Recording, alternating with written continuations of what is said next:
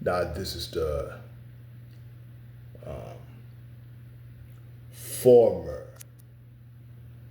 LG and Joliet and Eastern Railroad Vertical Lift Bridge is now Canadian National Vertical Lift Bridge, and is still in use for train traffic. Built in 1934, it crosses the Des Plaines River in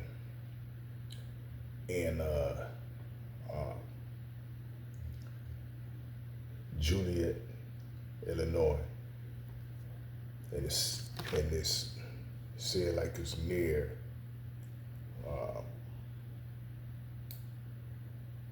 um,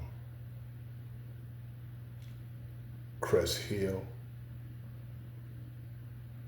Yeah, so it's a through trust vertical lift bridge over the Des Plaines River, and used by Burlington Northern Santa Fe Railroad and all that. So, um, yep, it's located in